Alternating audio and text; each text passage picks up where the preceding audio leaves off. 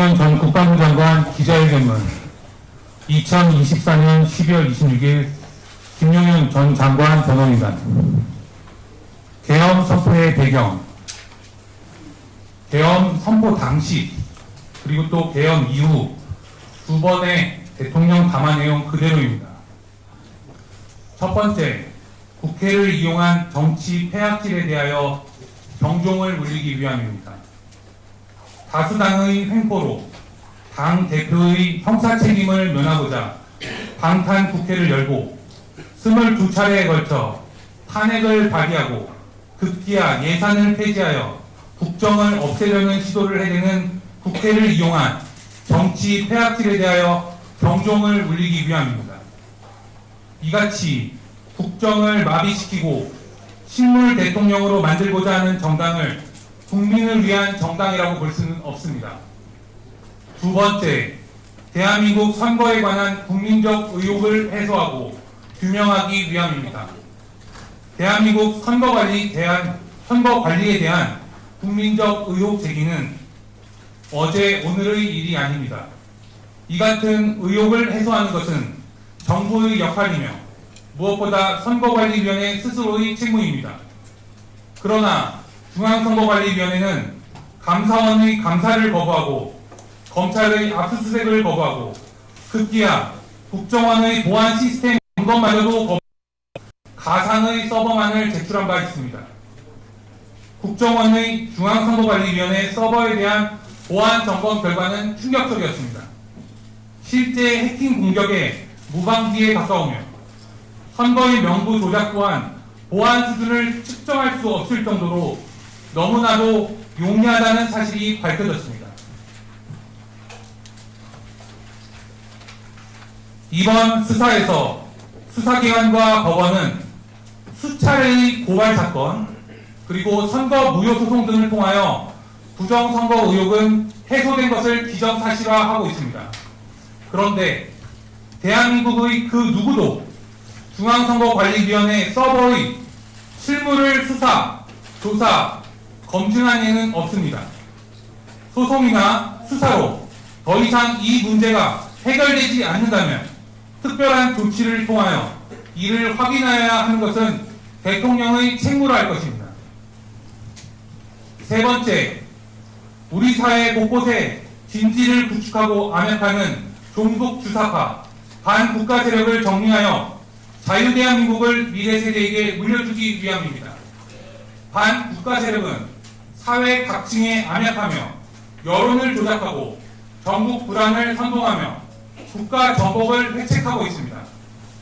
자유대한민국은 이 같은 세력들의 위협에 끊임없이 시달려왔으며 이 같은 위협을 그대로 방관한다면 국가가 전복될 것이라는 예상은 얼마든지 할 수 있는 것입니다. 공산주의의 허구, 전체주의의 위험은 이미 증명되었음에도 여전히 위험한 허구 이념에 사로잡혀서 자유대한민국까지 전복할 수 있다고 믿고 그것을 시도하는 세력들은 여전히 우리나라 곳곳에 건재합니다. 이들로부터 대한민국을 물려주는 것은 이 시대의 통치권자의 사명입니다. 이어서 비상계엄이 내란에 해당할 수 없다는 점에 대해서 말씀드리겠습니다. 대통령의 적법하고 정당한 비상계엄 선포는 내란이 될 수 없습니다. 헌법은 국회 법원과는 달리 대통령에게만 비상계엄을 선포할 수 있는 권한을 규정하고 있습니다. 국회 다수당이 국무위원을 무차별 탄핵한 것이 수십 차례, 급기야 국정에 필요한 예산을 폐지하는 의결을 하였습니다. 구체적으로 대통령실 수사기관의 특활비를 모두 폐지한 것은 물론이거니와 동해 심해가스전 개발 505억에서 8억으로 예산을 폐지하는 의결을 하였습니다. 감사원장을 비롯한 헌법기관까지도 탄핵을 앞두고 있었습니다. 국회를 이용한 정치 세력의 이 같은 반헌법적 의결, 무책임한 선동은 민주주의 근간을 흔들고 국기를 물랑케 하는 것이지만 아무도 이를 내란이라고 하지 않았습니다. 반면 대통령이 헌법과 법률이 정한 바에 따라 비상계엄을 선포하였는데 야당을 비롯한 정치권은 이를 두고 내란이라는 선동을 그치지 않고 있습니다. 이 같은 의회 독재 상황에서 또다시 다수결을 앞세워 전체 국민이 선출한 대통령을 아예 끌어내리기 위한 탄핵을 감행하고 있습니다. 지난 정권과 국회를 이용한 정치 세력은 지난 정권에서 수많은 위헌 법률, 위헌 조치 등을 양산하였고 지금은 국무위원 무차별 탄핵, 이재명의 방탄을 위한 입법까지 추진하고 있는 실정입니다. 이 같은 국회를 이용한 정치 세력의 폐악질에 대하여는 단 한 번도 법률의 책임을 물은 예가 없습니다. 그에 따른 비상사태는 지금도 심화되고 있습니다. 이번 비상계엄의 해제 또한 국회 해제 요구에 따라 적법하게 해제한 것은 분명한 사실입니다. 더불어민주당이 탄핵, 예산에 관한 권한은 국회의 정당한 권한이라 주장하면서 헌법상 대통령의 비상계엄권은 내란이라 주장하는 것은 그 자체로 모순된 주장일 뿐만 아니라 늘 그래왔듯 선동을 통하여 국민이 선출한 대통령마저 끌어내리겠다는 중대한 내란 시도가 아닐 수 없습니다. 비상계엄의 비상사태인지 여부는 그에 대한 판단은 전적으로 대통령의 고유 권한입니다. 100번 양보하여 사법통제의 대상이 된다고 보더라도 전체 국민이 투표로 선출한 대통령의 통치권을 존중하여야만 하는 것이 법원의 의무입니다. 외신은 작금의 사태에 대하여 민주주의 작동이라 보도하고 있습니다. 즉, 계엄을 선포하고 계엄 해제 요구를 통하여 계엄 해제된 지금의 상황 전체를 지칭하며 이같이 보도하고 있습니다. 계엄은 경종을 울리는 차원이었으며 사상자가 전혀 없었고 계엄 해제 이후 각 지휘관의 통제하에 질서 있는 철수를 한 것이 명백한 사실입니다. 계엄 그 자체가 내란이라는 주장이 설득력을 잃자 무차별적으로 관련 없는 허위 사실을 더하여 선동하는 세력들의 행태야말로 민주주의 작동을 저해하는 것입니다.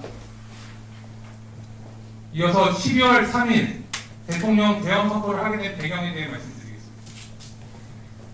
현 정부 들어서 다수당의 횡포를 앞세워 국정을 마비시키기 위한 탄핵 시도가 22차례 있었습니다. 헌법기관을 탄핵하려는 시도야말로 그에 따른 책임을 부담하여야 함이 마땅함에도 탄핵 시도를 반성하기는커녕 12월 2일 감사원장 탄핵을 발의하였고 12월 4일 해당 탄핵안에 표결을 예정해둔 상태였습니다. 당 대표가 수사를 받는다고 하여 야당이 수사검사를 탄핵하는 것은 수사기관 자체를 없애는 것과 같습니다. 예산에 대한 의결권이 있다고 하여 국정을 마비시키고 행정부를 무력화하기 위하여 예산 폐지 의결을 한 것은 국정을 없애겠다는 것과 같습니다. 이 같은 상황을 비상사태라고 판단하고 국회를 중심으로 비상조치를 행한 것은 대통령의 고유 권한입니다. 만약 이 같은 국정 무력화, 수사 무력화 시도에 대통령이 아무것도 하지 않는다면 그것이야말로 헌법을 수호하는 의무를 저버리는 것입니다. 계엄 선포의 시각은 오후 10시 27분입니다. 수차례 대통령이 밝힌 바와 같이 이번 계엄은 국회의 반헌법적 행태에 대하여 경종을 울리는 것이었습니다. 전면적인 계엄, 실효적인 계엄을 이루고자 하였다면 병력을 사전 투입하고 국회 경내 진입을 완전히 통제하고 새벽에 계엄을 선포하였을 것입니다.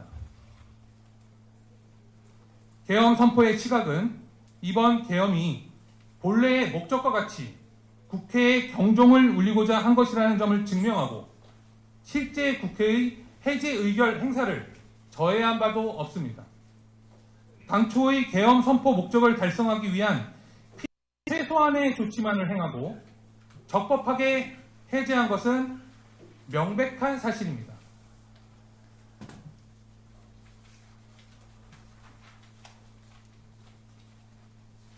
네, 이어서 계엄 투입 병력을 최소한으로 운용하였다는 점에 대해서 말씀드리겠습니다. 계엄 작전의 기본 원칙은 세 가지입니다.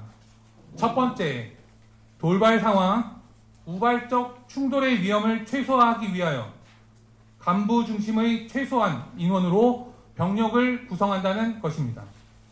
둘째로, 사상자가 없도록 무력 사용 자제에 만전을 기한다는 것입니다. 셋째로, 유혈 사태가 발생하지 않도록 실탄을 개인별로 지급하거나 휴대하게 하지 않는다는 것입니다. 투입한 병력 규모에 따르더라도 국회를 전면 통제할 수 없는 규모에 해당합니다. 실제 병력 운용은 이마저도 국회와 선관위로 나누어 투입하여 최소한의 병력만을 투입하였고, 국회에 대하여 경종을 울리겠다는 당초의 계엄 목적 달성마저도 어려울 정도로 미미한 병력을 투입한 것이 사실입니다. 이어서 포고령, 담화문, 계엄 선포문 등 계엄 관련 문건의 작성에 대해서 말씀드리겠습니다. 국방부 장관의 지휘에서 김용현 전 장관이 초안을 작성한 사실이 있습니다. 대부분의 내용을 김용현 장관이 작성하였으며 대통령은 이를 검토하고 일부 수정하였습니다. 대통령이 문구 등을 수정한 것 이외에 실제 내용을 수정한 것은 단 하나입니다. 계엄은 일반적으로 국민들에 대한 통행금지 또는 통행 제한을 가하는 것을 내용으로 하는데, 장관 작성의 초안에는 이 같은 내용이 포함되어 있었으나 대통령이 국회에 경종을 울리고자 함이라는 본래의 목적대로 계엄은 일반 국민을 향한 것이 아님을 강조하며 국민 생활의 불편, 경제활동 등을 고려하여 이를 삭제 지시하였습니다. 네, 이상으로 김용현 전 국방부 장관 기자회견문 전체 낭독을 마치고요. 이어서 쟁점에 관한 우리 변호인단의 이하상 대표님의 말씀이 있겠습니다. 김용현 전 장관 변호인단의 대표 변호사 이하상입니다. 개명 전에는 이명규라고 불러가지고 많은 분들이 좀 혼동하시는데 어떻게 표현하시면 좋습니다. 일단은 저희가 기자분들의 궁금하신 점이 많을 것 같아서 모든 질문을 다 받는 것을 원칙으로 하겠습니다. 질문을 받기 전에 저희들이 그 쟁점별로 정리해서 먼저 항목별로 설명을 올리겠습니다. 잘 듣고 이해해 주시고요. 거기에 맞춰서 부족한 부분 또는 궁금하신 부분을 말씀해 주시면 저희가 성실하게 답변하겠습니다. 그리고 기자회견의 취지는 검찰과 경찰의 수사 전체를 불법 수사로 규정하고 있습니다. 그래서 수사에 응하지 않고 있고 진술도 거부하고 있습니다. 그런데 이제 많은 국민들이 과연 어떤 일들이 벌어졌는지 궁금해하시기 때문에 저희가 김용현 장관과 협의해서 의논해서 오늘 기자회견을 준비했고요. 가급적 소상하게 김용현 장관이 알고 있었던 것 또는 경험한 것 사실에 대해서 말씀드리도록 하겠습니다. 궁금한 점들은 적극적으로 질문해 주시면 답변하겠습니다. 다만 어제 몇몇 언론사들의 출입 관련해서 방송기자협회에 성명서가 있었습니다. 그 성명서는 저희들 마음을 좀 많이 아프게 했습니다. 내란범의 입이라는 표현을 쓰셨더라고요. 그런데 사실은 그 말을 좀 중대한 오류가 있어서 먼저 그 말씀을 짚고 우리 기자분들께 좀 말씀을 드린 다음에 내용을 들어가도록 하겠습니다. 첫 번째 가장 큰 문제는 아직 수사 절차가 진행 중에 있는 김용현 장관 내란범이라고 확정했다는 점입니다. 그 말은 그 해당 언론사는 김용현 장관을 내란범으로 규정하는 또 다른 반대의 어떤 정치적 입장을 갖고 있다. 그거를 증명하는 것이고요. 저희 변호인들이나 오늘 여기 오신 분들을 내란범의 입이라고 폄하했습니다. 이건 저희들의 그 명예나 또는 그 자긍심을 심각히 훼손하는 그런 표현이었습니다. 일단 그에 대해서 저희들이 받은 상처에 대해서 어떻게 할지는 조금 더 의논해서 대응하도록 하겠습니다. 그러면은 저희가 준비해온 쟁점별 보고사항을 먼저 말씀을 드리고요. 기자분들의 궁금하신 분들은 질문을 받아서 설명드리겠습니다. 지금 설명드릴 쟁점은 두 가지 파트로 나눴습니다. 비상계엄 선포와 그 선포 후에 수행되는 계엄 사무, 그 내용을 말씀드리고요. 그 다음에 개별 항목별 관심사항이 또 있더라고요. 그런 점에 대한 내용을 그룹핑을 해서 나눠서 먼저 보고 드리겠습니다. 요거는 잘 이해해 주시고요. 듣고 잘 이해해 주시고 저희 변호인단의 입장을 잘 이해해 주시고요. 질문 나중에 해주시기 바랍니다. 그리고 또 한 가지 말씀드릴 것은 저희가 수사 절차에서는 진술거부권을 행사하고 있습니다. 근데 지금 여기서 발표되는 내용들이 수사 절차에 어느 정도 영향을 줄 거라고 생각은 하고 있습니다. 그러나 증거법상으로 저희들이 발표한 내용이 증거법적 가치는 갖지 않기 때문에 자유롭게 그리고 말씀을 드리도록 하겠습니다. 말씀드린 첫 번째 파트입니다. 비상계엄 선포와 그에 따른 계엄 사무 수행에 관한 쟁점에 대해서 설명드리겠습니다. 잘 들어주시고 법률적인 문제가 좀 많이 있기 때문에요. 좀 상세히 경청해 주시고 이해 안 되시는 부분 질문 부탁드립니다. 그리고 아까 유승수 변호사가 발표한 내용은 거의 워딩 자체가 김영현 장관의 뜻을 반영한 것이었습니다. 저희 변호인단의 뜻은 거의 들어가 있지 않았습니다. 다만 근데 지금 쟁점별 입장은 저희 변호인단이 법률적인 평가와 판단이 들어가 있습니다. 김영현 장관이 제공한 사실에 더해서 저희 변호인단의 법률적 평가와 판단이 들어가 있습니다. 그렇게 말씀드리고요.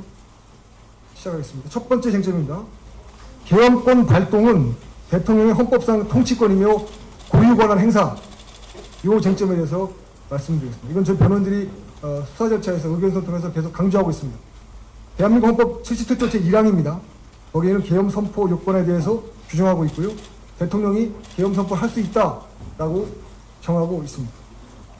과연 그 요건에 해당하는지 여부는 대한민국에서 오로지 한 사람, 대한민국의 국가원수, 군통수권자인 대통령만 판단하도록 헌법이 결단하고 있습니다. 그런 결단은 우리 국민들의 정치적 결단이 문서화된 것이죠.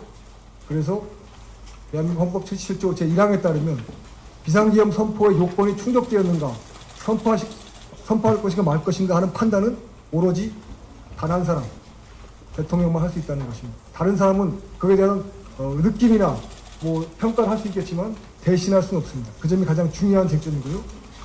결국 그렇기 때문에 비상계엄 선포에 관한 대통령의 판단은 통치행위입니다. 통치행위라는 영역은 사법심사의 대상이 되지 않습니다. 수사의 대상이 되지 않고 또 재판의 대상이 되지 않는다는 말씀입니다. 지금 그런데 대한민국의 수사기관들, 공수처, 경찰, 그다음에 검찰이 전부 달려들어서 대통령을 수사하겠다고 나서고 있습니다. 이건 불법입니다. 그리고 영장재판도 지금 법원에서 하고 있습니다. 이것도 불법입니다. 변호인단의 명백한 입장입니다. 왜 그러한 통치권에 대해서는 사법심사나 수사 대상이 되지 않느냐? 통치행위라는 것은 정치행위입니다. 대통령은 국민으로부터 직접 선출된 정치인입니다. 그 정치적 책임을 국민에 대해서 직접 지게 되어 있습니다. 통치행위란 그런 개념적 요소를 갖고 있습니다. 그런데 그런 통치행위에 대해서 선출되지 않은 권력인 수사기관이나 법원이 판단하고 개입하게 되면 대통령의 정치행위를 판사나 검사가 하게 되는 것입니다. 그러면 검사가 정치행위를 하게 되고 결국 판사가 정치행위를 하게 되는 결과가 초래됩니다. 그렇다면 대한민국 헌법에서는 검찰과 법원의 중립을 대원칙으로 선언하고 있습니다. 그런데 판사나 검사가 정치행위의 판단에 관여해서 정치적 평가를 한다면 그 자체가 정치행위가 되기 때문에 중립성이 무너지는 것입니다. 그렇기 때문에 대한민국 헌법에서는 상권 분립을 규정하고 있고 통치행위에 대해서는 사법심사가 면제된다는 원칙을 선언하고 있습니다. 그런데 지금 현재 벌어지고 있는 수사는 대통령의 통치행위에 대해서 수사권을 발동하고 영장재판권을 발동하고 있습니다. 불법입니다. 이렇게 되면 사법부의 독립이 무너지면 이러한 정치적 행위에 관여했던 정치적 재판으로서 정치행위를 한 판사들은 그 정치적 책임을 져야 됩니다. 정권이 바뀌면 다 물러나가야 되는 것입니다. 이건 우리 헌법이 채택한 사법 독립 또는 준사법관이 검찰의 독립 정신과 어긋나죠. 저희들은 거듭해서 불법 수사와 불법적인 영장 재판, 또 그 이후에 진행된 재판을 모두 중단할 것을 강력히 요구합니다. 그다음에 두 번째 쟁점입니다. 저희가 수사받는 과정에서 또 기사를 통해서 많이 본 것 중에 하나가 계엄 준비 과정을 내란의 모의라는 프레임으로 조사를 하고 있습니다.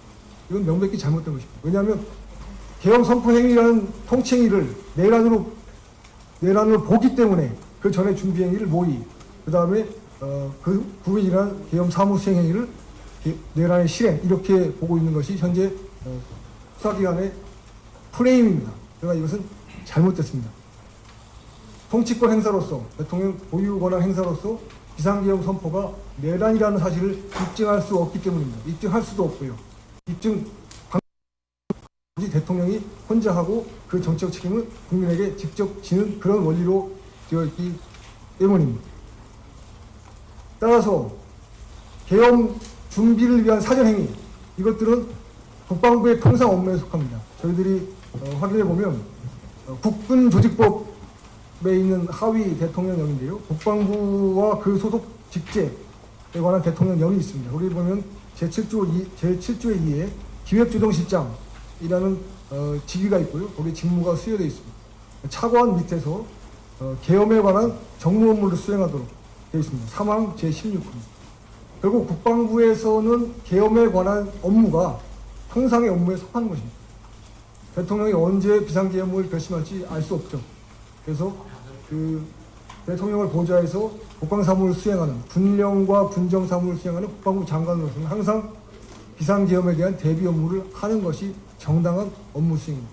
정당한 업무 수행을 내란 예비 음모라고 몰고 있습니다. 매우 부당하죠. 이걸 반대로 돌려주면 지금 국회에서 많은 국회 권한을 행사하고 있습니다. 탄핵을 하고 또 예산을 깎고 다 헌법에 규정된 국회 권한 맞습니다. 그런 권한 행사 자체가 또 다른 내란 행위가 될 수가 있습니다. 그렇기 때문에 권한 행사 자체로 통치권으로 인정되지 않으면 대한민국의 모든 기본 법 질서가 무너지게 되어 있습니다. 지금 여러 정당들이 국회에서 활동하고 있는데 그런 권한 행사가 전부 다 내란 행위라고 인정된다는 것이 타당한 일이라고 생각하지 않으실 겁니다.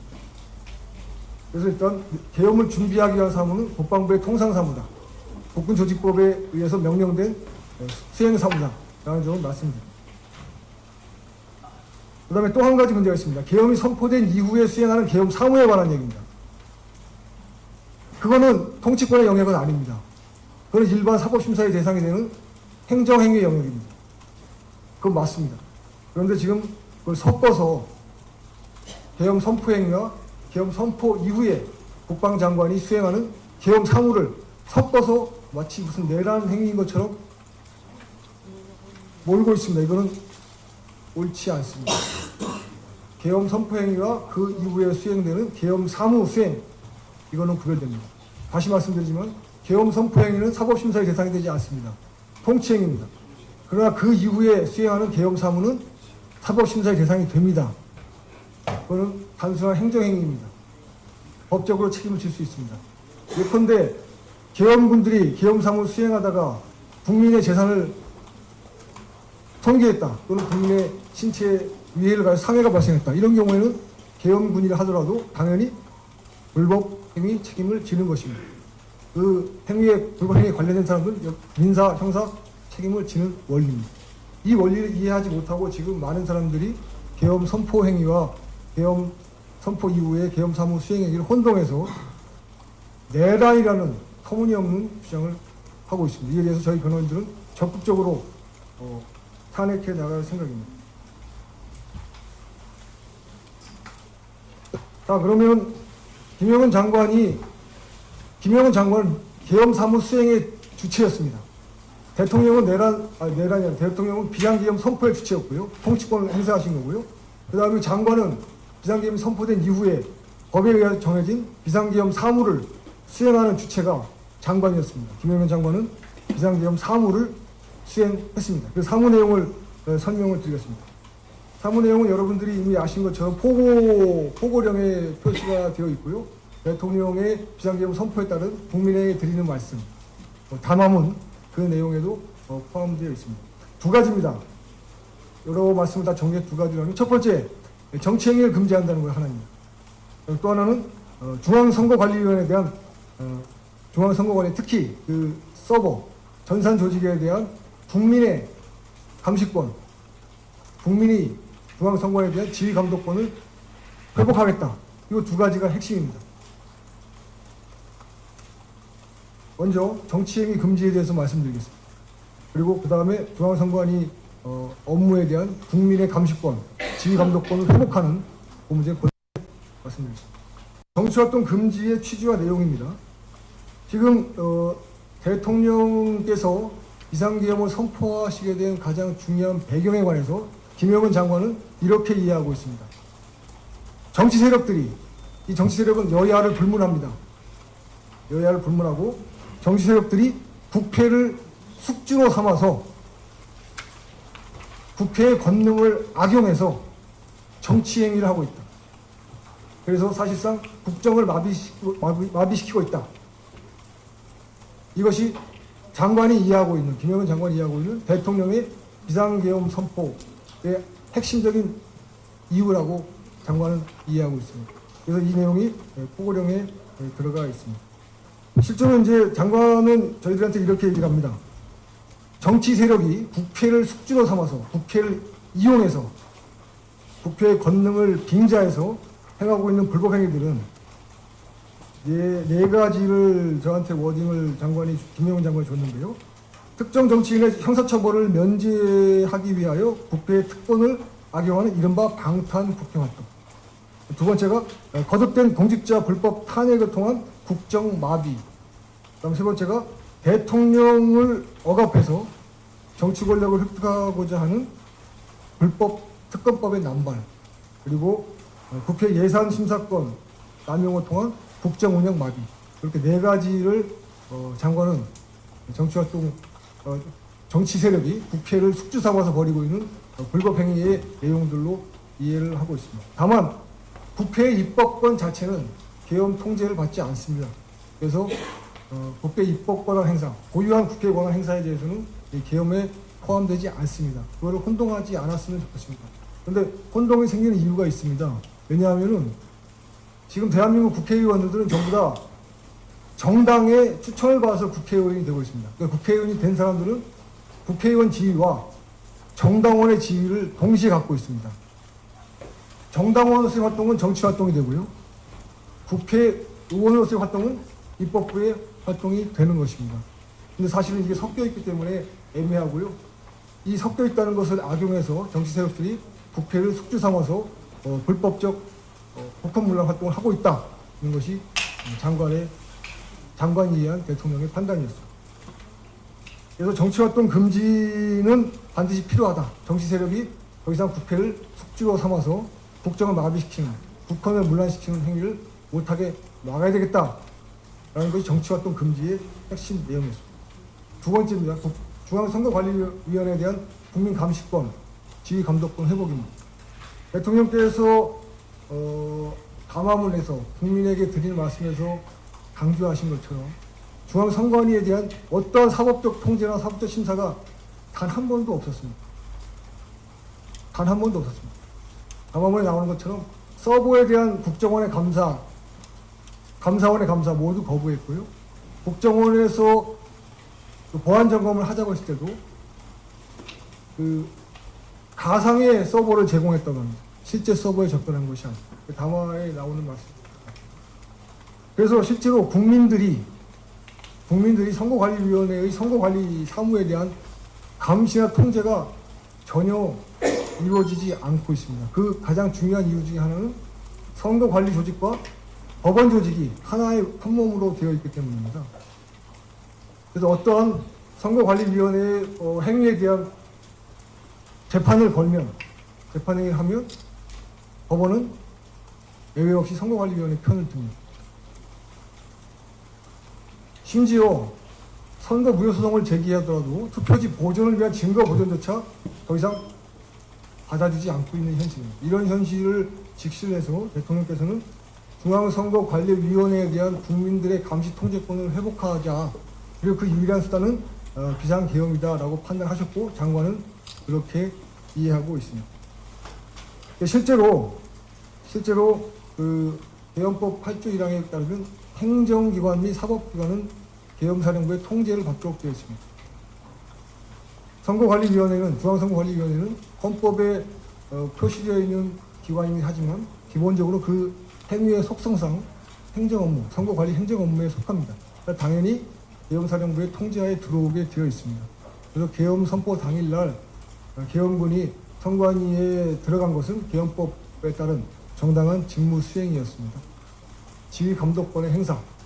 그래서 대통령께서는 중앙선거관리위원회에 대한 국민의 감시 통제권을 다시 찾아보자 라는 간절한 소망을 갖고 계셨다고 합니다. 그 다음에 여기까지가 중앙선거관리위원회에 대한 내용이고요. 마지막으로 계엄사령부 산하 합동수사본부 수사 활동 계획에 대해서 말씀을 드리겠습니다. 사법과 행정권한이 전부 다 계엄사의 통제하에 들어옵니다. 행정권한 중에서는 당연히 수사 업무도 포함됩니다. 수사 활동도 계엄사의 통제를 받고요. 그래서 합동수사본부를 만들도록 계엄사령부 직제에 관한 규정에 정해져 있습니다.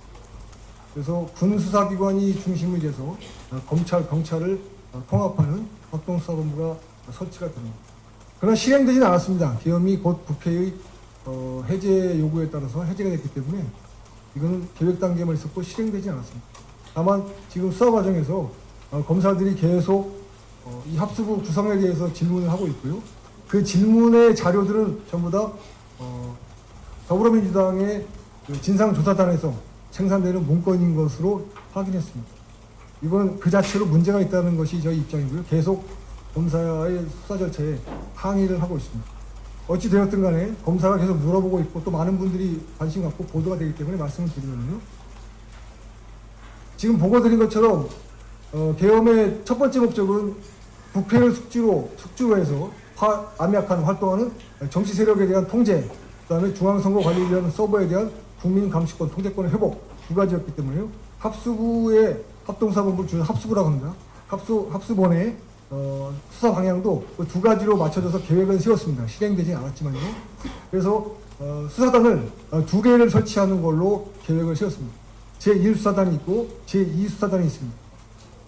1수사단에서는 정치행위 관련 일반적인 포고령 위반 사범들에 대한 수사권 행사를 담당하기로 예정되어 있었습니다.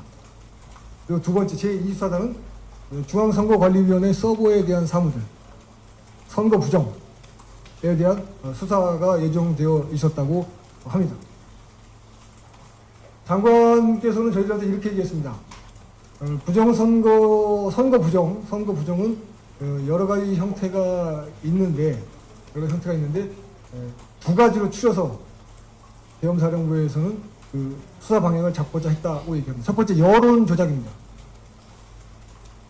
정당법에 따르면 정당의 본질적인 목적은 국민의 정치적 의사 형성이라고 되어 있습니다. 올바른 정치적 의사 형성을 방해하는 것이 여론 조작이죠. 여론 조작은 정치 행위, 정치 활동으로 볼 수가 있습니다. 여론 조작 문제가 하나 있고요. 그 다음에 선거 조작 있습니다. 선거 조작의 구체적인 양태에 대해서는 아직 확인된 바가 없습니다. 그러나 전산상에 의한 조작 또는 실물 조작이 같이 이루어질 것으로 그렇게 예상을 하고 있었다고 합니다. 그래서 이 수사단에서 맡게 될 선거범죄에 대한 수사는 여론 조작에 대한 수사와 동시에 선거범죄, 즉 전산 조작이나 실물 투표 조작에 관한 수사 내용들이 포함될 예정이라고 하였으나 국회 계엄 해제 요구에 응해서 바로 해제가 됐기 때문에 시행되지는 않았습니다. 그리고 그 다음에 이제 장관께서는 선거관리위원회에 계엄 투입할 병력 부대로 정보사령부 요원들하고 방첩사령부 요원들을 계획을 했습니다. 그거는 그 두 부대의 특성이 좀 다르기 때문에 그런데요. 대한민국에서 벌어지고 있는 여론 조작과 선거 조작을 움직이는, 추동시키는 세력들은 국내에 있는 여론 조작 또는 선거 부정 카르텔이 있다고 이해하고 있다고 합니다. 김영은 장관 말씀입니다. 또 하나는 북한 또는 중국, 러시아 등 해외 거점을 갖고 있는 세력들에 의한 선거 조작이 있다고 있을 수 있다고 얘기를 했습니다. 그래서 국내에 거점이 없는 해외에 거점을 둔 여론 조작 또는 선거 조작 세력에 대한 업무 담당을 정보사, 그다음에 국내 부정선거, 선거 부정, 여론 조작 카르텔에 대한 수사는 당첩 사령부 요원들, 이런 식으로 임무를 나누어서 부여했다고 합니다. 그러나 말씀드린 대로 계엄이 바로 국회 요구에서 해제되었기 때문에 이 수사는 실제로 실행되지는 못했습니다. 아까 다시 말씀드리지만 실행되지 않은 일일 뿐만 아니라 이런 것들은 계엄 사무에 속하는 일이기 때문에 계엄 선포 행위, 대통령의 통치권을 행사하고 계엄 선포 행위는 엄연히 구별되어야 된다는 점을 이해해 주시기 바랍니다. 그것이 이해 안 하고 혼동하면 그것이 바로 국민들을 현혹시키고 국민들을 호도하는 그런 언론이 될 수 있습니다. 그 점에 주의해 주시기 바랍니다. 관심 사항별, 개별 항목별 관심 사항에 대해서 말씀드리겠습니다. 이것만 설명드리고 궁금하시면 질문 받도록 하겠습니다. 세 꼭지를 준비했습니다. 노상원 전 정보사령관 관련 문제, 그 다음에 대통령이 사령관들이나 경찰청장에 대해서 어떤 지시를 했다는 내용, 그리고 세 번째 꼭지가 체포자 명단 및 체포조 운영에 관련된 거, 이렇게 일단 정리했고요. 빠진 것도 있는데 그런 것들은 질문을 받고 답변 드리도록 하겠습니다. 첫 번째입니다. 노상원 전 정보사령관 관련입니다. 노상원 전 정보사령관은 우선 대통령과는 전혀 관련이 없는 사람입니다. 대통령은 전혀 모르는 사람이고요. 김영은 장관이 김영은 장관 육사 3기 후배고 근무 중에 경력이 겹치면서 같이 근무한 적이 몇 번 있었던 사람이라고 합니다. 그리고 비상계엄 선포 전이나 선포 후 계엄 사무 수행에 관해서도 전혀 관련이 없는 인물입니다. 다만 노상원 전 정보사령관은 정보사령관 역임했기 때문에 정보 분야, 즉 해외 정보사령부의 고유 역할이죠. 해외 정보 취득과 취급, 그다음에 해외에 나가 있는 정보사 요원들, 이른바 블랙 요원이라고 하는 그런 요원들에 대한 관리 업무에 능통한 사람이었습니다. 그래서 그런 분야에 대해서 전직 정보사령관으로서 지득한 경험, 지식 또는 판단에 대한 자문을 구했다고 합니다. 국방부 장관의 자문을 제공하는 역할을 한 것은 맞습니다. 김영은 장관이 노상원 전 정보사령관으로부터 제공받은 자문은 두 가지였다고 합니다. 첫 번째는 2024년 8월이죠. 얼마 안 됐습니다. 8월경에 수사를 통해서 확인된 정보사령부 군무원의 정보사 블랙요원 정보 유출에 관한 사건. 그 사건을 수습을 하는 입장에 있었습니다. 김영은 장관이 9월 6일 날 취임했습니다. 그래서 이 벌어진 사건을 수습해서 정보사령부의 기능을 회복하고 그다음에 훼손된 그 정보 라인을 다시 복구하는 것이 필요했는데 신뢰하고 자문을 받을 만한 사람으로 노상원 전 정보사령관을 선택해서 그에 관한 자문을 드렸습니다. 두 번째는 중앙선거관리위원회 서버에 대한 국외 세력의 간섭 및 개입에 대한 자문을 얻었다고 합니다. 노상원 전 정보사령관이 정보사령관 업무를 하면서 국외 정보 업무를 많이 했기 때문에 해외에 거점을 둔 세력이 국내에 어떤 전산 침입, 특히 선관위 노린 활동들이 있었다는 그런 지식과 경험을 갖고 있었다고 합니다. 그래서 그에 관한 자문을 취집했다고 합니다. 그리고 국방부 장관은 법에 의해서 외부인의 자문을 구할 수 있습니다. 특히 법상으로 외부인을 포함한 국무회의를 조직할 수도 있고요. 자문기구로. 또 국무회의에서는 외부인을 불러다가 직접 자문을 받도록 하는 그런 절차도 마련되어 있습니다. 국방부 및 그 소속 기관 직제에 관한 내용에 나와 있습니다. 그래서 김영은 장관은 법에 규정된 범위 내에서 노상원 전 정보사령관으로부터 적법한 범위 내에서 자문을 받았다. 그 이상의 관여는 없었습니다. 그리고 노상원 전 정보사령관은 육사 41기로서요. 김영은 장관의 3기수 후배인데요. 매우 머리가 좋은 사람이었다는 겁니다. 41기 수석 입학을 했고요. 그다음에 소령 시절에는 일본에 장기 파견 가서 유학 생활도 하고, 그다음에 직무 내내 군에 근무하는 동안에 내내 직무 성적이 매우 우수한 자원이었다고 합니다. 그래서 그러한 자문을 받을 만한, 그리고 또 정보사령관을 역임했기 때문에 자문을 구할 만한 충분한 능력이 있는 사람이었다라는 것이 김영은 장관의 말씀입니다. 두 번째 꼭지입니다. 대통령이 개엄 당일, 즉 국회 본회의장에서 국회의원들이 모여서 계엄 해제 결의를 하던 그 무렵에 곽종근 특전사령관, 그다음에 조지호 경찰청장에게 전화를 여러 번 했다, 이런 진술들이 언론에 많이 보도가 됐고요. 또 저희들도 신문 과정에서 검사를 통해서 들었습니다. 그러나 그런 건 사실이 아니라는 것이 김영은 장관의 확고한 생각이십니다. 판단입니다. 그 이유를 설명드리겠습니다. 첫 번째는 대통령이 검찰총장을 지내시고 수사 및 보안 업무를 오래 평생 해오신 분이라서 지시나 명령의 출납 원리에 대해서 정확히 이해하시는 분이라는 점입니다. 예를 들어서 계엄사무가 지금 국방부 장관에 의해서 지휘가 이루어지는데 그 지휘를 받는 특전사령관, 또 거기에 협조를 받는 경찰청장에게 직접 전화해서 지시하면 이 지시 라인에 혼선이 생긴다는 것이 김영은 장관의 말씀입니다. 그래서 그런 식의 지시를 내리시지 않는다라는 것이 김영은 장관의 말씀입니다.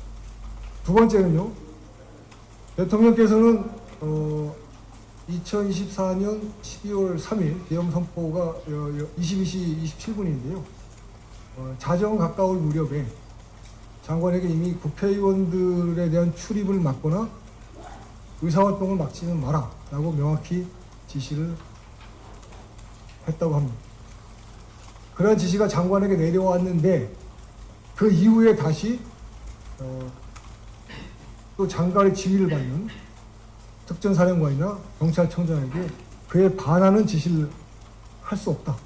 이건 대통령이 말하는 대통령의 지휘 라인을, 명령을 출납하는 이런 걸 원리 정확히 알고 계시기 때문에 그런 일은 절대 있을 수 없다라고 김영은 장관이 말씀합니다. 또 한 가지는 잘 아시겠지만 계엄군이 국회의사당에 도착한 시점이 가장 빠른 헬기로 투입된 특임단이었는데요. 23시 48분이었습니다. 23시 48분이었기 때문에 병력을 정비해서 국회 본청에 들어가기 위한 시간만 해도 상당히 소요가 됐습니다. 따라서 그 시간상으로 봤을 때도 그런 지시를 할 수 있는 상황이 아니다, 그런 말씀을 드리겠습니다. 그 다음에 또 하나, 경찰청장에 대한 지시도 여러 번 나옵니다. 조지호 청장은 특히 6번이나 받았다, 이런 진술이 있는 것으로 언론에 보도가 있습니다. 근데 실제 진술인지는 모르겠습니다. 언론 보도에 따르면 그런 보도가 있었는데요. 경찰청장은 당시에 그 국회의사당 외곽 경호를 담당하고 있었습니다. 그러니까 경내에는 경찰 병력은 들어와 있지 않았다고 합니다. 따라서 대통령이 경찰청장에게 국회의원들의 어떤 유형력 행사를 지시하는 지시는 사실상 존재할 수 없었다라는 것이 김영은 장관의 이야기입니다.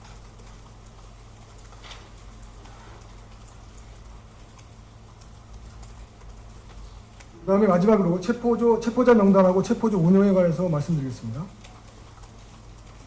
계엄사령관은 계엄법 제9조 1항에 따라서 포고령 위반자 등에 대한 체포 권한을 갖습니다. 그러나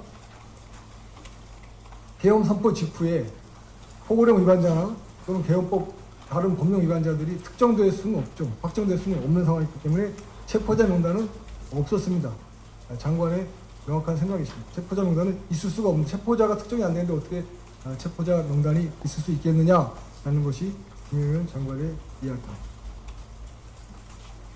다만 이런 점이 하나 있었습니다. 포고령 제1호 포고령이죠. 1조에서는 정치활동 금지가 포함되어 있습니다. 그래서 정치활동이 예상되는 사람들, 즉 각 당의 대표라든지 주요 당직자들, 이런 사람들은 향후 정치활동을 업으로 하는 사람들이기 때문에 정치활동이 예상이 됩니다. 그런 사람들에 대해서는 잠재적 정치활동 예상자로 판단하고 예방활동을 할 수 있다, 그렇게 판단했다고 합니다. 다만 이 점에 대해서 장관의 지휘를 받았던 사령관들 중에서는 체포자 명단이 있다라고 진술하신 분들이 있는 것으로 알고 있는데요. 장관께서는 이런 입장입니다. 만약에 그 사람들이 사령관들이 거짓말을 했다고는 판단하지 않는다. 명확하게 그럼 장관이 잠재적인 정치활동 예상자들이기 때문에 그에 대한 어떤 정치활동 예방활동 하라라는 지시를 그렇게 이해할 수 있었겠다. 그러면 지시를 명확하게 하지 못한 장관의 책임이다 라는 것이 김영현 장관의 입장입니다. 지금 그러나 아직 저희가 수사 서류로서 증거 서류로서 각 사령관들의 진술 또는 경찰청장의 진술을 확인한 바는 없기 때문에 어떻게 지금 정확한 상황은 알 수는 없습니다. 다만 언론에 보도된 바에 따르면 그렇게 되어 있어서 그럼에도 불구하고 김영현 장관은 사령관들이 거짓말한다고는 전혀 생각하지 않습니다. 그런 진술이 가정합니다. 있었다면 장관이 명확히 지시를 못했기 때문에 장관의 책임이다. 그렇게 윤 장관은 얘기하고 있습니다. 그 다음에 체포조 운영에 관해서는요. 당연히 체포조는 운영이 됩니다. 군사보건법에 따르면 수사 권한을 갖는 조직이 두 개가 있습니다. 군사경찰, 그 다음에 군방첩대가 있습니다. 군방첩사령부 소속 요원들이 있죠. 보안 업무를 수사합니다. 국가보안법 사범을 수사하고 그런 조직들에서는 당연히 체포조를 운영을 합니다. 검찰청에서도 항상 형미집자 검거팀, 체포팀 운영하는 건 마찬가지 원리죠. 그래서 체포조 운영 계획을 세우는 것은 당연한 계엄 사무에 속하는 통상 업무다. 그렇게 말씀드리겠습니다. 그래서 근데 이 문제가 체포자 명단이 있고 그 명단에 있는 사람들을 잡기 위해서 체포조가 운영된 것처럼 이렇게 보도가 되고 있어서 그 점은 바로 잡아주시기 바랍니다. 그냥 사실과 다릅니다. 여기까지 저희가 준비한 항목별 내용이고요. 이제 기자분들 궁금하신 거 있으면 받겠는데요. 진행은 유승희 변호사가 질문을 받아서 저희가 답변하는 것으로 하겠습니다. 네, 질문하신 기자님들께서 손을 들어주시면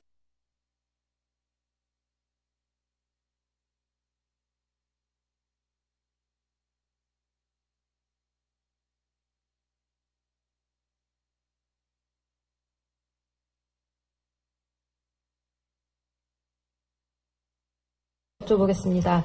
먼저 민주당과 국수보는 노상원 전 정보사령관의 수첩을 근거로 해서 윤 대통령과 김 전 장관이 북한의 무력 남침 기획, 즉 계엄 명분 만들기 부품을 기획했다고 주장하고 있습니다. 이에 대한 사실 확인을 부탁드리고요. 이 부품 공작이 가능한 일인지 말씀 부탁드립니다. 그리고 두 번째는요. 경찰이 내란죄뿐 아니라 외환죄로까지 몰아가고 있는데 정보사령관의 범죄 혐의가 사실인지 궁금합니다. 이게 또 김용현 전 장관의 지시인지 그리고 윤 대통령의 지시인지 이것도 궁금합니다. 감사합니다. 잠깐만요. 그 질문을 정리를 하면은 부품 공작이다. 그것이 가능한 일이냐라는 거 하나 하고요. 그다음에 또 하나는 외환죄까지 조사를 하고 있다. 이게 정보사령관에 대한 조사를 말씀하시는 건가요? 저희가 그 점에 대한 정보는 못 들었는 것 같은데 정확하게. 외환이라는 건 적국에 대한 전단을 연 사람을 말하거든요. 형법상에 그렇게 되어 있는데요. 이게 북한은 적국은 아니고요. 반국가 단체이기 때문에 외환죄가 구성 요건에 적용될 여지가 좀 없는 상황이라 어떻게 했는지는 이건 잘 제가 답변 드리기는 어려울 것 같습니다만 좀 정리가 되면 알려주시면 좋겠고요. 네? 그런 건 당연한 말씀입니다. 예, 그런 거는 아까 말씀드린 것이 장관이 계획했던 계엄 사무의 전부였습니다. 예. 그 부분에서 보충 설명을 드리겠습니다. 지금 계속해서 민주당을 비롯해서 국회에서 오물풍선 여기에 대해서 원점 타격 지시를 했다. 이런 메모가 또 나왔다. 뭐 이런 식의 근거 없는 의혹들을 계속 제기합니다. 그런데 이것이 의혹이 되려면 정당한 의혹이 되려면 이것 자체가 문제가 돼야 됩니다. 그런데 대한민국의 안보 차원에서 오물풍선의 최초 그 발생지인 그것에 대한 원점 타격을 국방부 장관 입장에서 검토하라고 지시하는 것은 지극히 정당한 사무입니다. 이걸 가지고 내란이니 외환이니라고 의도를 계속해서 국회에서 마치 어떤 계엄하고의 관련성을 찾고자 하는 사람들은 그 자체가 바로 스스로가 반국가 세력이라는 것을 증명하는 것입니다. 왜 그러냐면 오물풍선에 대해서는 이미 국민들께서 당시에, 이건 장관님 말씀입니다, 우리 군의 그 미온적 대응을 비판하고 있는 부분이 있었고요. 그리고 심지어 당시에는 야당도 이를 지적하면서 대책 마련을 촉구한 바가 있습니다. 그런데 이제 와서 오물풍선에 대한 안보적인 어떠한 조치를 검토한 것이 내란이고 계엄이다, 이렇게 주장하는 것은 상식 밖의 주장입니다. 만약에 그때 당시 오물풍선이 계속해서 날아오던 시점에 이번 기회에 필요하다면 오물풍선의 부양 원점을 타격할 수 있는 태세까지도 갖추는 것을 검토해라, 이렇게 지시한 바 있습니다. 그런데 이는 적을 억제하는 차원이나 단호한 대응 의지를 보여주는 차원에서 반드시 해야만 하는 일이고, 전략적 차원에서 반드시 검토되어야만 하는 사안입니다. 이를 두고 북풍이라고 주장하는 자들은 그들이 북풍을 바라고 있기 때문에 그와 같은 주장을 하는 겁니다. 또 하나 근거 없는 의혹 제기가 있습니다. 2023년도 11월에 윤석열 대통령이 장성들의 진급식에 가서 연설을 길게 했다라는 것입니다. 그것이 그 당시에 진급을 했던 장성들이 지금의 계엄의 사령관들을 담당하고 있기 때문에 그때부터 계엄을 기획한 것이다라는 그야말로 추측성 날조 보도가 있었습니다. 이 보도의 근원지는 저희는 수사기관이라고 생각을 하는데요. 당시에 윤석열 대통령이 연설에 참여해서 길게 연설한 것은 원래 1분만 연설을 하는데 7분 가까이를 연설했다라고 하면서 당시부터 장성들에게 계엄을 독려한 것이다 라는 근거 없는 의혹을 제기합니다. 당시에 윤 대통령이 장성들 진급식에 가서 한 이야기를 한번 살펴보겠습니다. 우리나라의 안보 상황이 매우 엄중하다. 지휘관은 부하 장병을 사랑해야 그들이 지휘관의 명을 위기시에 따를 수 있는 것이다. 국가의 안보는 값비싼 무기와 첨단 전력을 갖춰야 하지만 그보다 더 중요한 것이 장병들의 교육훈련과 대적관 그리고 정신자세다. 그리고 지휘관들이 나가면 우리 장병들이 이런 첨단 전력을 제대로 다룰 수 있는 교육과 훈련을 잘 시켜주고 아울러 확고한 국가관과 대적관, 안보태세를 가질 수 있도록 정신교육에도 만전을 기해달라. 이와 같은 안보관과 정신교육을 강조했습니다. 이어서 북한은 선제 핵공격을 자신들의 헌법에도 법제화하고 있다. 대남 적화 통일을 위해 선제적으로 핵을 사용할 수 있다. 그리고 이에 대한 경각심을 새로이 할 것을 지시하셨습니다.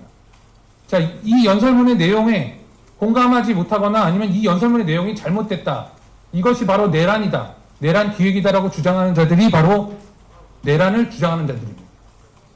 이상입니다. 한 가지 말씀드리면은 아까 노상원 전 정보사령관의 수첩 말씀을 하셨는데요.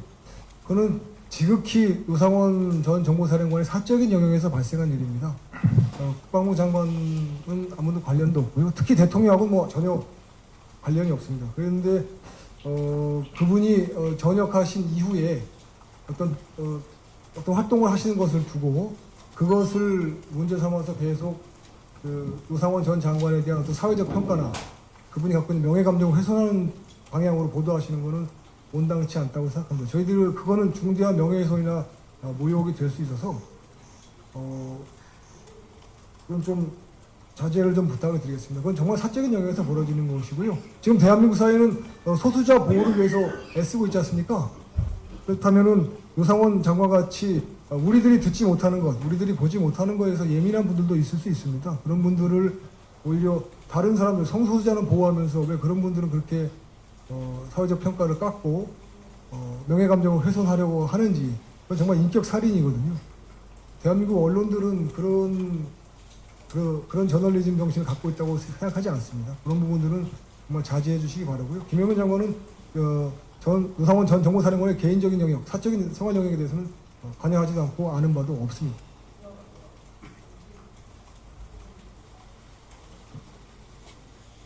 네.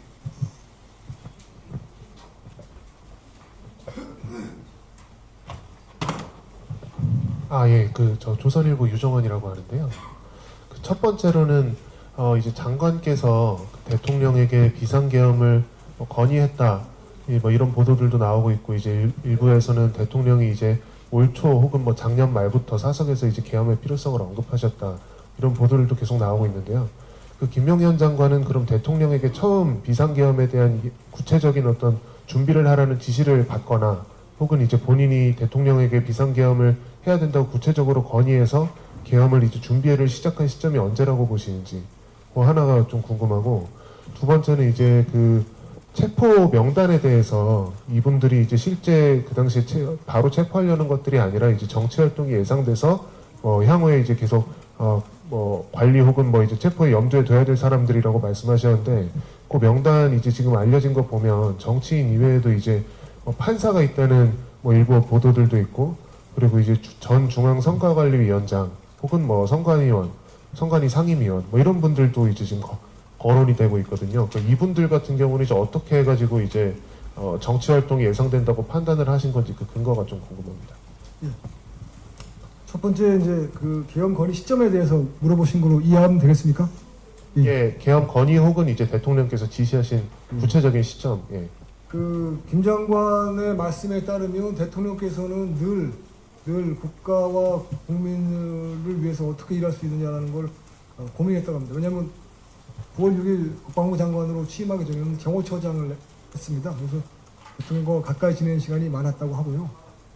그래서 대통령하고 이야기할 시간이 많이 있었는데 놀라울 정도로 국민과 국가에 대해서 항상 고민하고 생각했다고 합니다.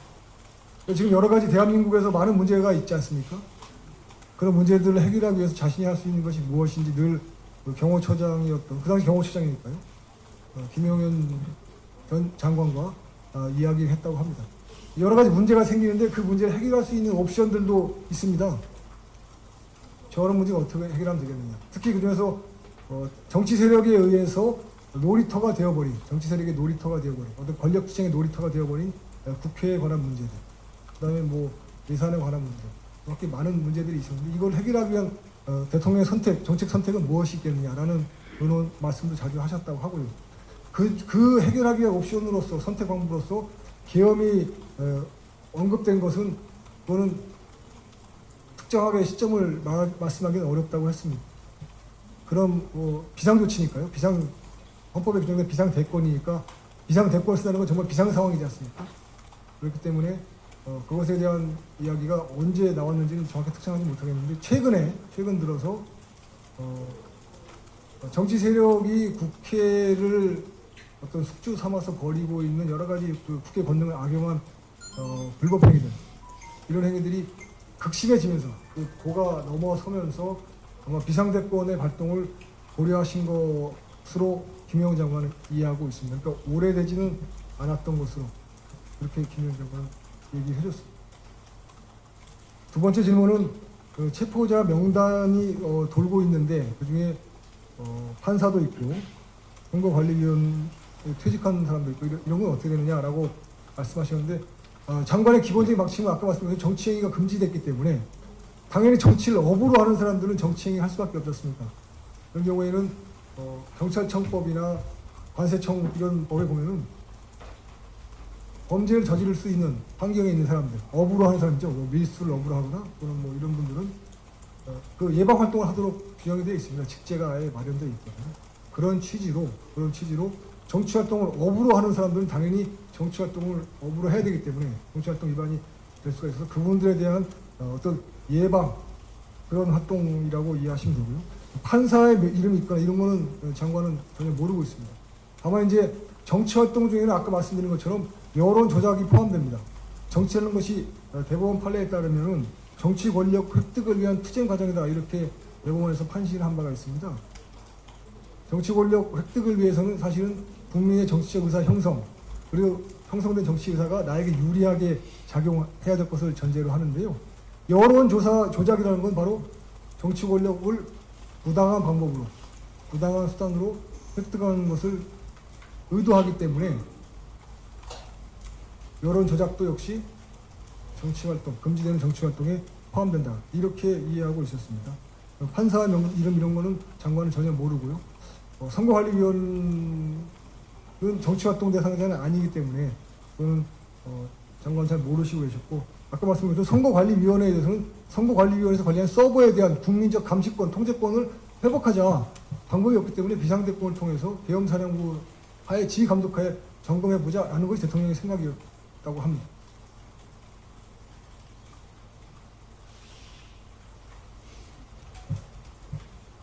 이렇게.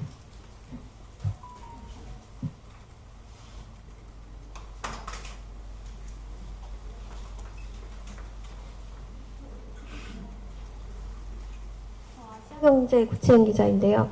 아까 이하상 변호사님 말씀하실 때 더불어민주당 진상조사단에서 생성되는 문건을 기반으로 검사들이 수사를 하고 있다. 이 부분이 위법이다라고 하셨는데 그 부분에 대해서 절차적인 위법 가능성 좀 구체적으로 말씀 부탁드립니다. 그래서 그러면 김용현 전 장관은 그 이유 때문에 계속 진술 거부권을 행사하실 계획이신지 이게 첫 번째로 궁금하고요. 두 번째는 이게 윤 대통령 탄핵과도 연결되는 이슈여서 윤석열 변호인단도 소통하시면서 이번 기자회견 준비하시거나 앞으로도 대응하실 계획이신지도 궁금합니다. 첫 번째 질문이 아까 여기 문건. 네, 더불어민주당 문건. 네, 더불어민주당 문건하고 진술거부권을 계속 행사할 것이냐, 그거 하나하고 윤석열 대통령의 변호인단과 소통하느냐, 네, 말씀드리겠습니다. 첫 번째 것인데요. 더불어민주당에서 진상조사 활동을 할 수는 있습니다. 그거는 뭐 정당의 활동이기 때문에 할 수는 있습니다. 다만 그렇게 취득된 정보라는 것은 검증되지 않은 정보지 않습니까? 그럼 그거를 고발장 또는 진정서, 뭐 수사 요청서 형식으로 정식으로 문건을 접수를 해야 됩니다. 그러면 검사는 그걸 받아서 제출자로부터 그 제출 취지를 확인하고 그 정보가 어디서 왔는지 확인한 다음에 그 다음에 객관적인 증거를 갖고 김용현 장관에게 물어보는 것이 절차입니다. 그거는 검찰청 사건사무규칙 또는 검찰청법의 기본 원칙입니다. 그렇지 않으면 어떤 문제가 생기냐 하면요, 청탁수사가 가능합니다. 수사권을 갖고 있는 수사기관에 아는 사람이 있어서 나 이런 피해를 당했어, 이렇게 누가 했다고 하더라 라는 말을 듣고 수사를 개시하면 청탁수사가 됩니다. 국가 공권력이, 공적 자원이 개인적인 요구에 따라서 사용되는, 이거 불법이죠. 명백한 불법입니다. 그런 걸 막기 위해서 항상 고소, 고발 또는 진정, 수사 요청서 형식으로 접수를 해서 처리해야 되는데, 이번 사건 수사를 보면 검사가 어떤 그런 절차 없이 더불어민주당 진상조사단에서 행사한 문건을 그대로 갖고 와서 그걸 읽어주면서 신문을 합니다. 저는 변호사 형사변론을 오래 해왔지만 그런 건 처음 봤습니다. 그 자체가 특정한 정치 세력이 이 사건 수사에 개입하고 있다, 검찰의 수사가 정치적 중립성을 잃고 특정 정치 세력의 도구로 전락했다라고 믿을 수밖에 없었습니다. 한두 번이 아닙니다. 계속 그런 일이 반복되고 있습니다. 저희 계속 요청을 했습니다. 정식으로 고발, 고소 또는 진정, 수사 요청서를 접수해서 확인한 후에 진행하라. 그러나 듣지 않습니다. 그래서 저희 불법이라고 하고요. 당연히 진술거부권을 계속 행사하고 수사 자체도 거부한다는 입장입니다. 두 번째 말씀하신 것은 윤석열 대통령 대리인단과의 그 말씀이었는데, 그거는 저희들은 뭐 좀 소통을 하고 싶은데 윤석열 대통령 대리인 측에서는 좀 그거를 부담스러워 하시는 것 같아서 사실은 소통은 하지는 못하고 있습니다. 저희들은 그냥 장관의 입장에 따라서 합니다. 장관의 생각은 명확합니다. 대통령은 비상계엄 선포권이 있다. 그거는 누구도 간섭할 수 없다. 장관 자신은 대통령이 선포한 비상계엄에 따라서 계엄 사무를 수행했다. 그리고 수행해야만 된다. 라는 것이 입장이고요. 사법심사의 대상이 되는 계엄 사무 수행에 관해서 불법이 있었다면 책임지겠다. 그러나 부하장병들, 사령관들이나 그 사령관의 지휘를 받았던 장병들은 아무런 책임이 없다. 장관이 모든 책임지겠다라는 말씀이십니다. 그러나 비상계엄 선포 그 자체, 통칭 자체에 대해서는 그거는 대통령이 직접 국민에게 정치적 책임만 질 뿐 사법심사의 대상이 되지 않는다라는 것이 장관의 생각입니다.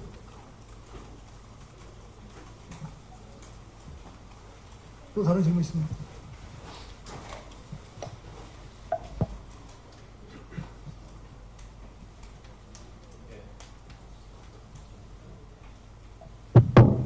예, 아주경제입니다. 그 주장 내용 보시면 어디 실행하셨는지 잘 못. 아주경제입니다. 예, 예. 그 중간에 이제 기자님 죄송한데 성함도 같이 좀 말씀해 주시죠. 아주경제 권기용 기자입니다.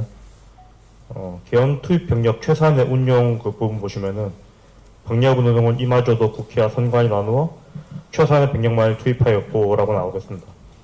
근데 지난 20일 중앙일보 보도를 보면요, 윤 대통령이 개헌 당일에 창원시를 방문해가지고 어떻게 됐냐 물어보니까 김 장관이 500명 투입했다고 국회에 그렇게 말하니까 부족하니까 1000명 투입하라, 이 보도가 이미 나왔습니다.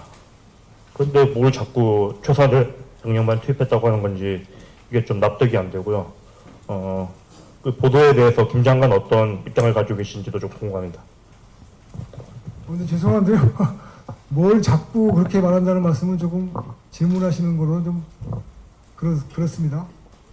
어떤 사실이 정해져 있는데 그와 다르게 우리가 얘기를 해서 화가 나신다 이런 뜻인가요? 그런 뜻은 아니시겠죠? 아닌데 입장을 좀 궁금합니다. 예. 김 장관에게 확인한 바에 따르면 김 장관은 계엄 내내 지휘통제실, 국방부 지휘통제실에 있었다고 합니다. 대통령께서는 국회 계엄 해제 결의가 있은 후에 지휘통제실에 한 차례 방문하셨다고 합니다.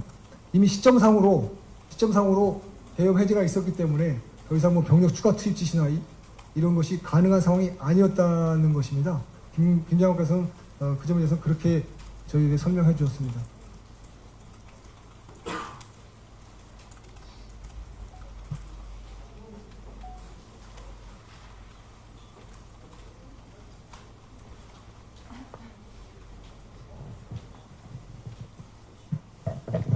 네, 저 스카이데일리 장혜원 기자입니다. 저 여쭤보고 싶은 게 있는데요. 그 노상원 수첩에 대해서 좀 여쭤보고 싶어요. 노상원 수첩의 그 증거 능력, 그 채택 여부 등에 대해서 좀 알고 싶은데, 그 박근혜 국정농단 당시에, 그 국정농단 사건 당시에는 이제 그 안종범 수첩이 그 간접 증거로 대법원에서 그 채택이 됐는데, 그때 박근혜 대통령의 그 업무에 대해서 이제 일자별로 그것을 기록했다는 것이 채택이 되어서 결론은 이제 그분의 말을 증명할 수 있다는 부분 등에 대해서 얘기가, 그러니까 증거 등이 확인이 됐는데, 지금 노상원 수첩은 단어 위주로만 나열돼 있고 그것이 누구와 주고받았는지에 대한 내용 등이 전혀 적혀 있지 않은데, 지금 언론이나 아니면 경찰이 이렇게 보도하는 바에 따르면은 누군가 뭐 회의를 한 내용이다, 아니면은 이것을 뭐 안종범 수첩과 같은 스모킹건으로 몰아갈 수 있다는 식의 보도를 하고 있습니다. 이 노상원 수첩에 적힌 내용이 김용현 전 장관님과 어떤 연결고리가 있는지, 그리고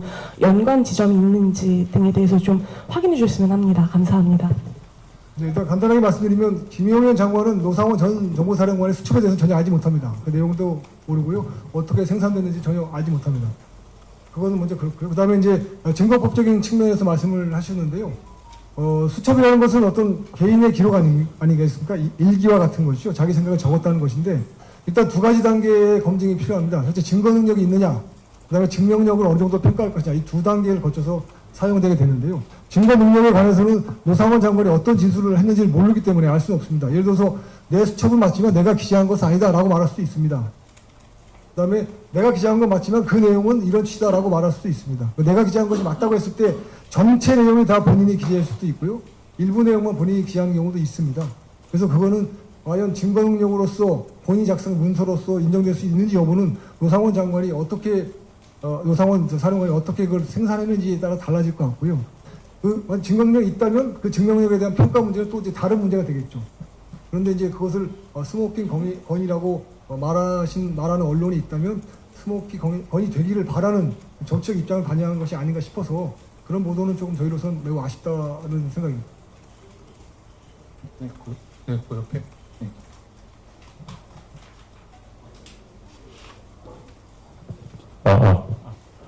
경향신문의 하정무 기자입니다. 두 가지 질문 드리고 싶은데요.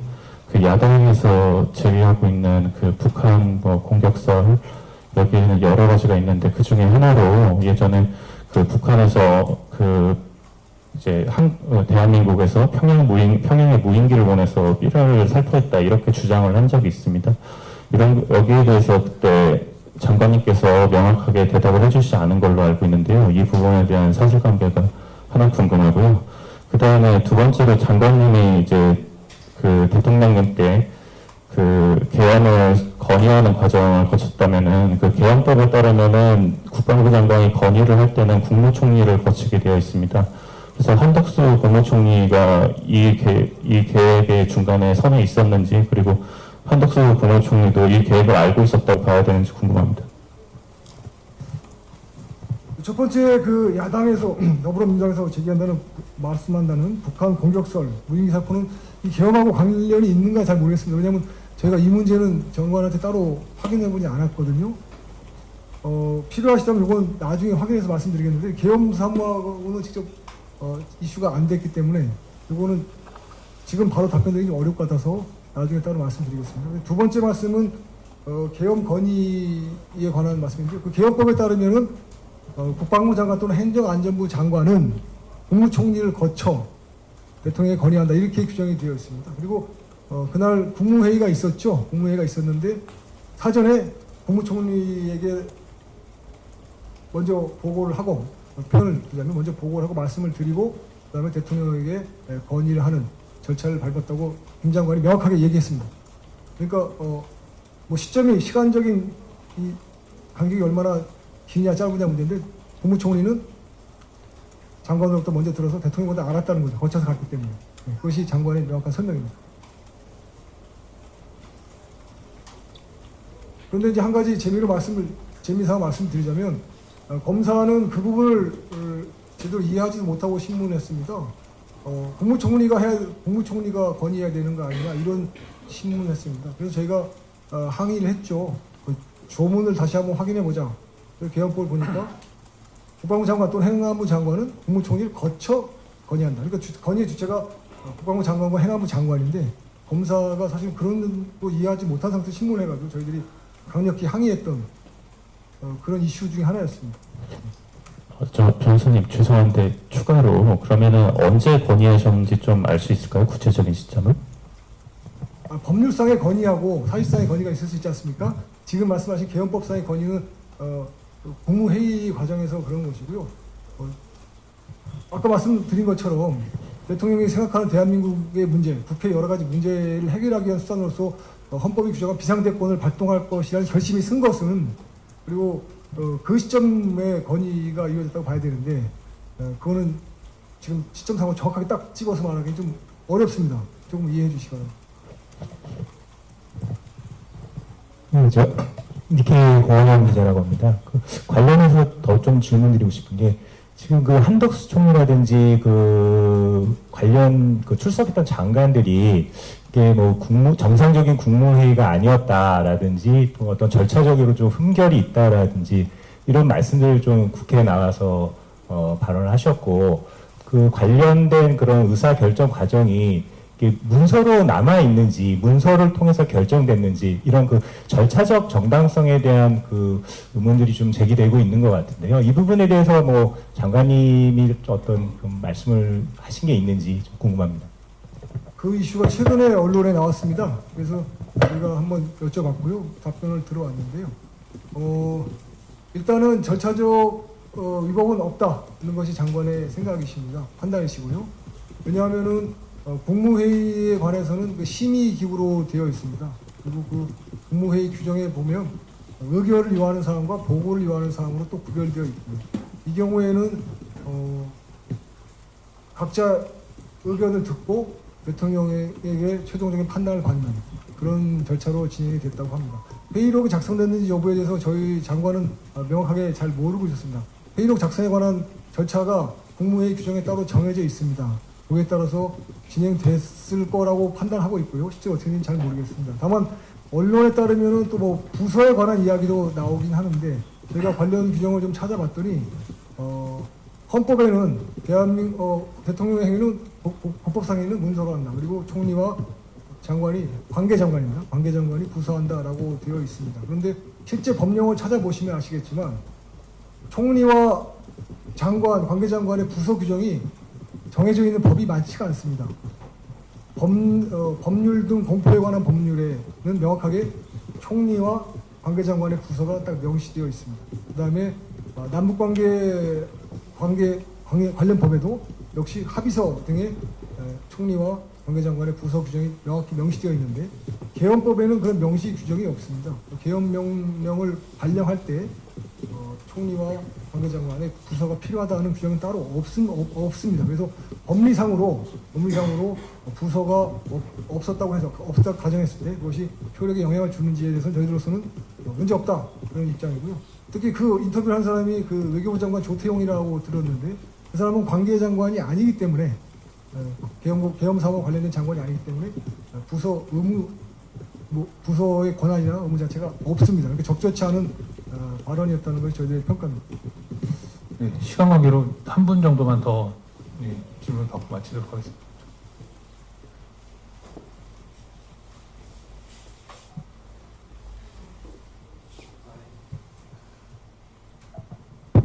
네, 저희 정경훈 기자입니다. 지금 이제 다른 분들은 다들 팩트체크 쪽 위주로 하시는데 저는 좀 다른 걸 좀 여쭤보고 싶습니다. 이미 답변이 나왔을 수도 있는데 지금 현재까지 이제 지금 계엄 관련돼서 그 이후에 여러 가지 조치들에 대한 보도들을 보면 아까 지금 변호사님들께서 지적하신 것처럼 팩트체크가 완벽하게 되지 않은 보도들이 굉장히 많이 나오고 있거든요. 특히 이제 여기에 대해서 특히 김 장관님에 대해 가지고도 이제 이런저런 말들이 많은데 혹시 여기에 대해서 현재 장관님께서 느끼신 심정 같은 거 전달이 가능하실까요? 어떻게 느끼시는지 좀 궁금합니다. 일단 저희가 최초의 입장문을 낼 때부터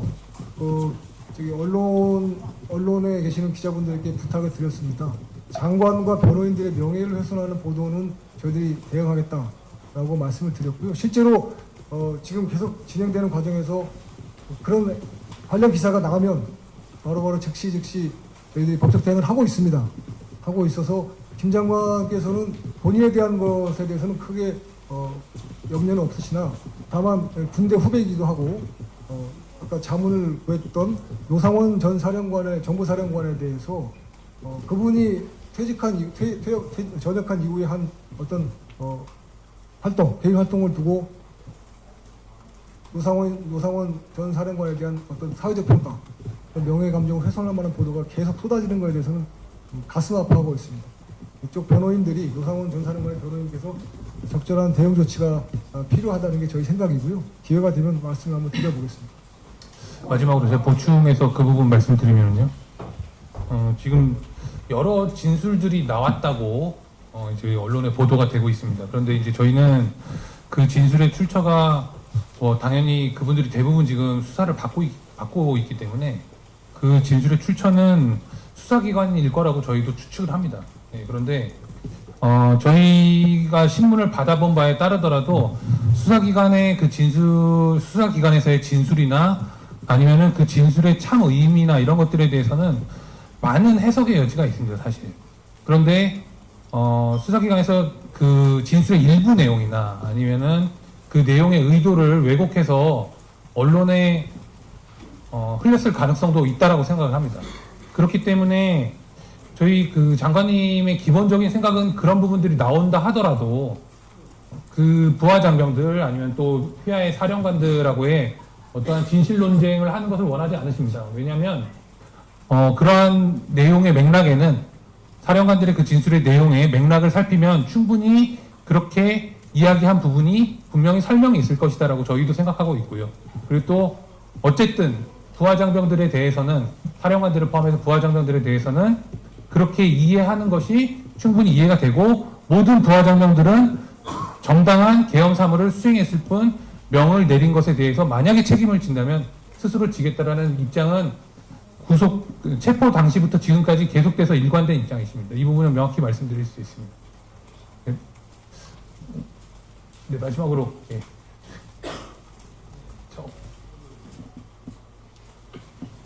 마지막 질문으로 하겠습니다. 예.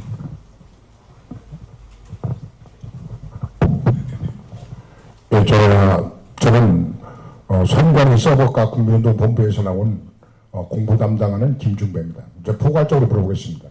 기자분들은 기사 쓰려고 그렇게 하는 건데 제가 생각하기에는 대통령은 헌법이 정한 고유 권한으로 계엄을 선포했고 그리고 또 계엄을 선포한 이후에 계엄 사무는 김영현 장관님께서 쭉 시행을 해왔는데 헌재에서 인용이 되거나 각하가 되면, 만약에 각하가 된다고 하면 계엄이 먼저 사위법이고 그 뒤에 시행된 계엄 사무는 원천 모호가 되는 게 아닌가. 원천 모호가 된다고 하면 탄핵된 사람이나 고속된 사람, 직무정지된 사람, 군 지휘부, 경찰 수뇌부 이런 사람들 모든 사람이 원천 모호가 됐기 때문에 다 자유인으로 다 석방이 돼야 되는 게 아닌가. 그렇다고 하면 그것이 김영현 장관이 어떤 그 부분에 대해서 생각을 좀, 지금 계엄이 선포되니까 내란죄라는 거로 지금 프레임을 씌우고 확정적인 생각 갖고 전광석화처럼 막 하이나 때처럼 이렇게 덤벼들어서 그렇게 하는데, 이게 각하가 됐을 경우 헌재에서 원천 무효가 되면 그 부분이 속전속결로 빨리 처리해서 그분들이 명예도 회복시켜주는 어떤 보관은 있는가, 장관님께서 그 부분을 여쭤보겠습니다. 일단은 지금 말씀해 주시는 부분은 저희가 사실 확인을 해야 될 부분은 아닌 것 같고, 말씀하시는 취지는 저희가 잘 이해를 하겠습니다. 예. 그래서 말씀 주장이라고 저희가 좀 이해를 될 것 같고요. 마지막으로 저기 마지막 한 분 하고 마치도록 하겠습니다. 그 앞에 바로 그 앞에. 아니 아까 하셨지 않습니까? 한번? 앞에 분들 마지막으로. 네, 하십시오. 예, 감사합니다. 뉴델리 조문정입니다. 예, 지금 상황이 박근혜 대통령 탄핵 당시 그리고 문재인 정부 당시의 적폐몰이 광풍과 좀 비슷하다는 그런 의견들이 많이 나오고 있는데요. 변호인단은 이를 어떻게 보시는지 궁금합니다. 그리고 두 번째로는 좀 기자회견에는 안 맞는 질문이라고 볼 수 있을 것 같긴 한데요. 수사에 영향이 있을 수밖에 없어서 질문드리겠습니다. 이번 사태에 중국이 적극 개입하고 있는 정황이 많이 발견되고 보도되고 있는데요. 이에 대한 변호인단의 대책이 있으신지 궁금합니다.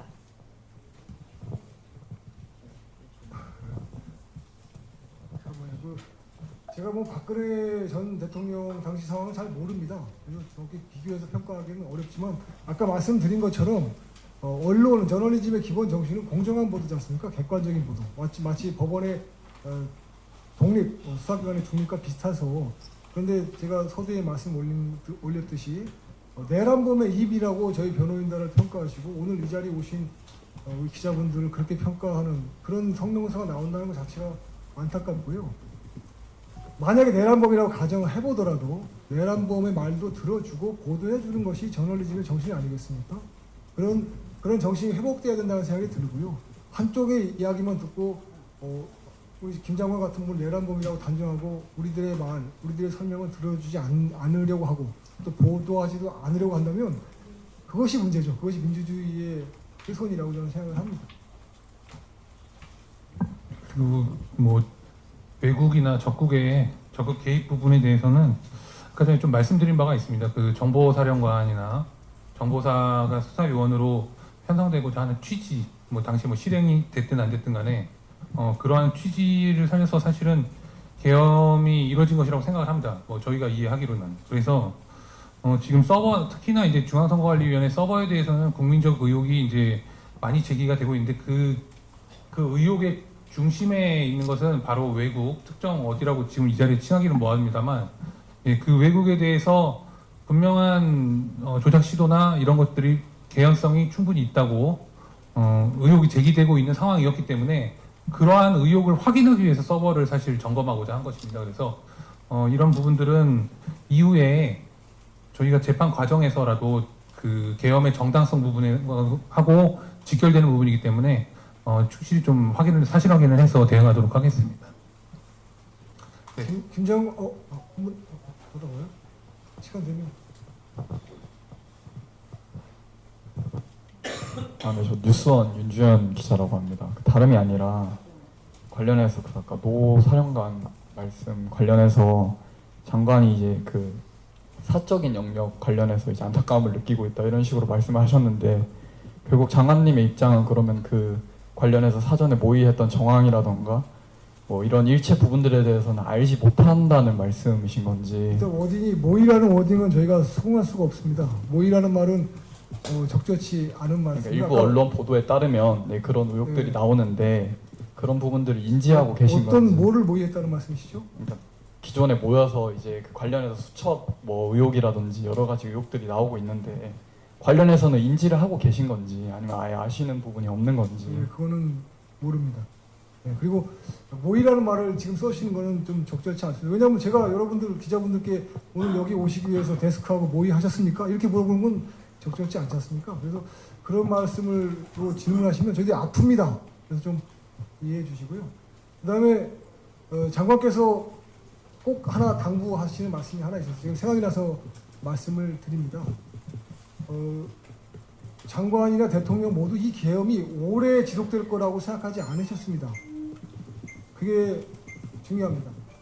왜 그러냐면은 아까 말씀드린 것처럼 이제 대한민국의 여러 가지 원인의 가장 그 핵심에 정치 세력에 의해서 장악된 국회, 그리고 국회가 원래 헌법이 정한 고유한 기능을 못하고 있다는 이 문제점, 그리고 선거 조작과 여론 조작의 문제점, 중앙선관위가 어떠한 통제도 받지 않은 이 문제점, 이 문제점을 대통령의 비상대권, 비상기업 선포를 통해서 를 확인하지 않으면 안 된다. 그래서 국민들이 좀 인식을 하자. 대통령도 이렇게 어렵다. 대통령이 국가 원수이고 국권 최고 통수권자이지만 중앙선관위 서버 한 번 국민의 감시를 받지 못하게 하고 있는 상황이다. 이런 안타까움에서 그리고 정치 세력에 의해서 국회가 그들의 놀이터가 됐다는 이런 사실들을 국민들이 깨닫게 하고 인식하게 하기 위해서 대통령은 자신에게 주어진 헌법상의 권한, 대통령만 쓸 수 있는 헌법상의 권한, 비상대권을 사용했다고 합니다. 그래서 뭐 계엄을 장기간으로 끌어서 어떤 계엄 정국을 유도하거나 또는 국회의 권능을 제압하거나 이런 생각은 그건 법률상 가능하지도 않고요.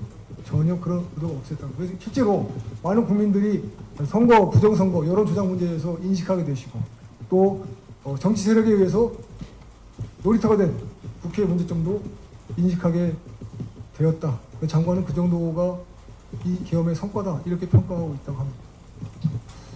네, 긴 시간 고생 많으셨습니다. 저희가 뭐 잘 아시는 것처럼 구속기한 만료로 인해서 금주내 아마 장관님에 대한 기소가 이루어질 것으로 예상하고 있습니다. 그래서 저희도 사실은 뭐 기자님들께서 많은 요청을 해주셨지만 사실 확인이나 이런 것들이 상당히 제한적이었다라는 것을 많이 이해를 해주실 것이라고 믿고요.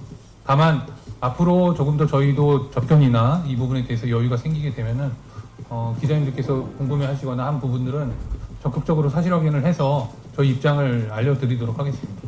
이후에 또 기자회견이 예정될 수도 있고요. 그런 것들 다 모아서 하기 위해서. 네, 아무튼 오늘 참석해 주셔서 감사드리고요. 저희 끝까지 경청해 주셔서 감사합니다. 마치도록 하겠습니다.